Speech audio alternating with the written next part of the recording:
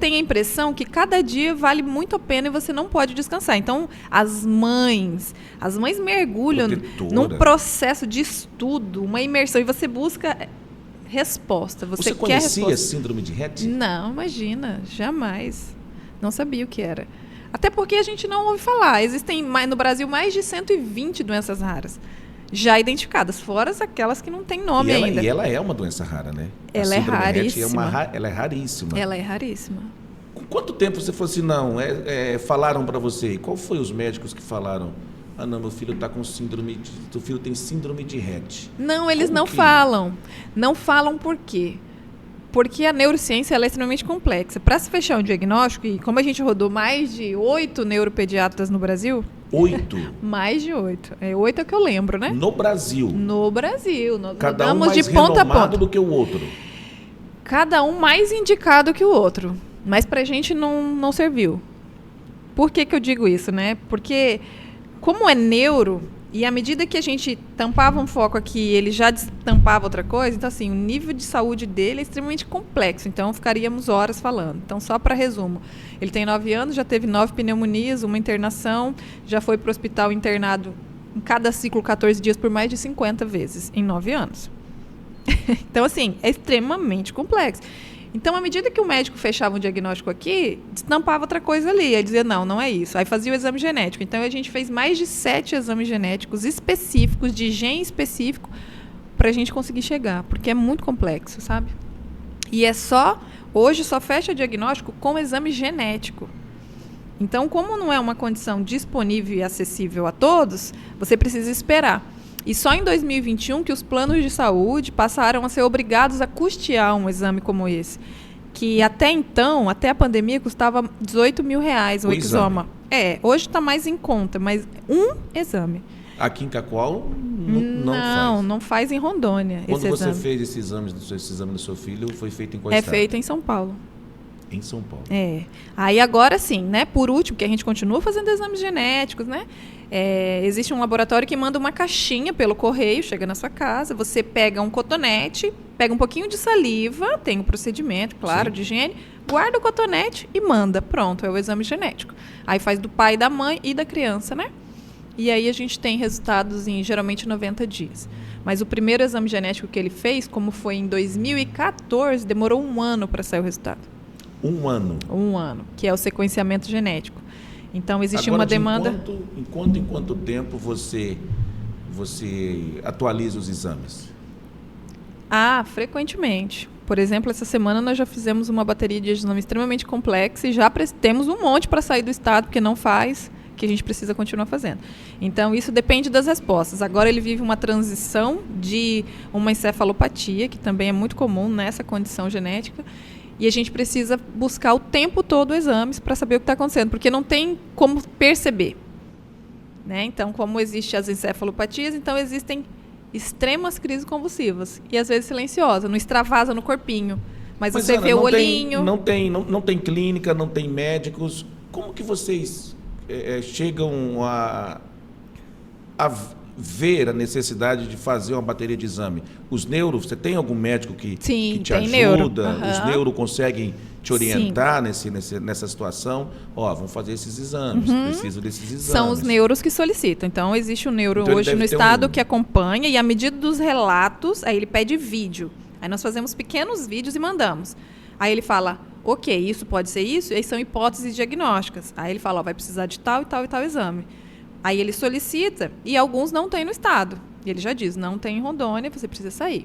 Então, hoje a referência de infância é Pequeno Príncipe, em Curitiba, certamente. Né? Muita gente ouve falar do Pequeno Príncipe, Brasília, que é o Sara. No Rio Grande do Sul, hoje vem se destacando bastante, que lá tem um grande centro de formação de medicina.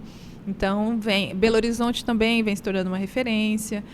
Inclusive, o primeiro grande neuro do espectro autista era de BH.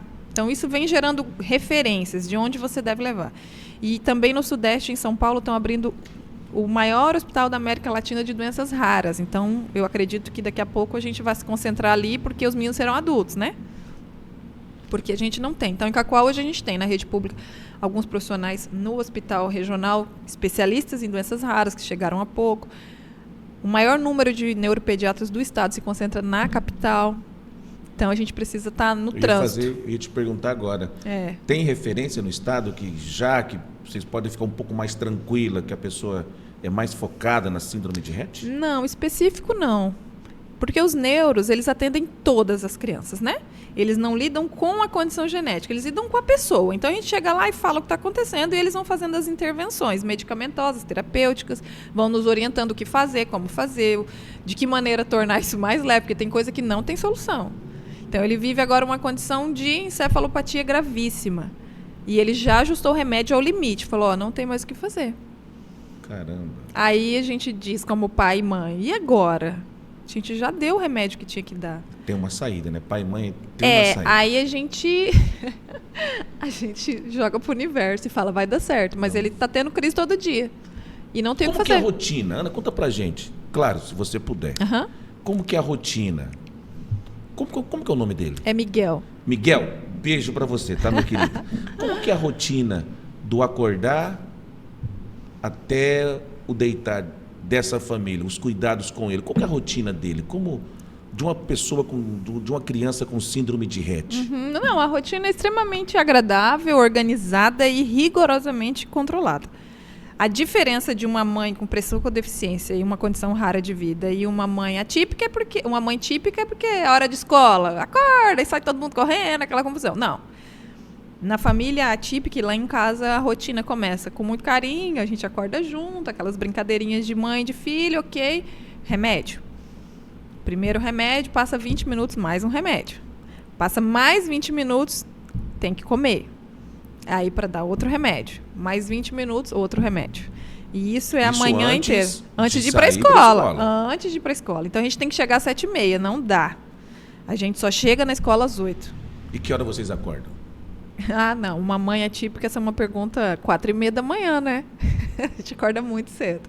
Para dar conta de tudo, porque como ele não tem mobilidade, processo, né? ele não levanta da cama correndo, ele não consegue sair andando. Então, eu preciso acordar, fazer um estímulo muscular, pedir que ele fique em pé, senão tem que pegar no colo. Ele é enorme, é um molecão. 9 anos, né? Ele tem 1,33 m, pesa 35 quilos, é um molecão. Aí você tem que pegar, levar para o banheiro, e você precisa organizar ali, porque você não pode deixar sentado sozinho, porque ele cai. Não consegue pegar nada, você tem que fazer tudo, absolutamente tudo. Mas nisso antes o café é tudo pronto para ele já, né? Tem que estar tudo no esquema para ele, tem que estar tudo no esquema, senão não dá certo. E tudo isso é só, né? Vai fazendo aquela rotina, 8 horas, deixa na escola. Mas aí você tem que saber se a cuidadora chegou, se vai ter aula, se vai ter algum evento que tem muito ruído na escola, porque ele tem sensibilidade, se vai ter alguma coisa extra do planejado. E isso em dias que ele vai. E também tem os dias de terapia, que aí são N. Então, todos os dias pela manhã tem atividade, todos os dias à tarde tem atividade. A escola, escolar ou terapêutica. A escola deve ter feito uma mobilização. Quando você chegou assim, vou matricular meu filho, ele tem síndrome de Rett. Qual foi a reação da escola? A gente não fala o que a pessoa tem, né? Sim, mas assim, até a pessoa... Não, as pessoas ficam muito apreensivas. Porque quando você vai fazer, lógico, você não vai falar que ele tem síndrome de Rett. Não, a gente aí você não fala, apresenta. meu filho tem... Aí, o que seu filho tem? Síndrome de Rett. Não, você não tem ideia. Quando você entrega... Como que foi essa... Não, você só entrega assim, esse aqui é o relatório do médico. A pessoa começa a ler, né? Aquela, meu Deus, você vai deixar essa pessoa aqui para eu cuidar? Porque é assim. Mas aqui em Cacoal, felizmente por ser professor, estar dentro da escola, hoje ele estuda numa escola pública, né? Desde o primeiro aninho, ele está no 4º. Ele estuda no Carlos Gomes, que é uma escola estadual. E é uma escola hoje se destacando, se tornou uma referência em inclusão em Cacoal e rapidamente vai ser em Rondônia também. Que maravilha. Eles recebem a pessoa. Eles não recebem o papel e o diagnóstico. Entendi. Então, parece que é mais leve para nós famílias. Mas a gente sabe que não é fácil deixá-los lá. Porque a responsabilidade é muito grande, né? Tudo pode acontecer a qualquer tempo. Você deixou, voltou para casa ou foi para o seu trabalho e a cabeça? Não, o celular fica aqui, ó. O celular é o terceiro membro mesmo. A função do celular na nossa vida, que é o tempo todo, tem que vir. É na hora. E o que estiver fazendo, para. Tudo, acaba. Qualquer coisa. E é muito legal porque quem convive comigo é super generoso, assim. Não há questionamento, não há julgamento. Fala, não. Vai agora. E é assim, tem que ser agora. Só que, felizmente, na escola ele é muito feliz, porque ele é criança.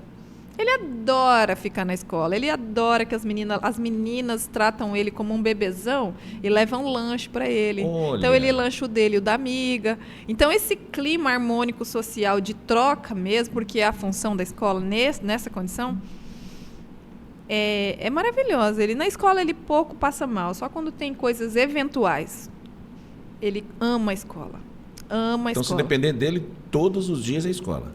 Ele ama a escola. Se ele pudesse, ele iria. É muito difícil para ele, porque ficar 4 horas no mesmo ambiente parado é extremamente desgastante. Então, ele chega, ele apaga.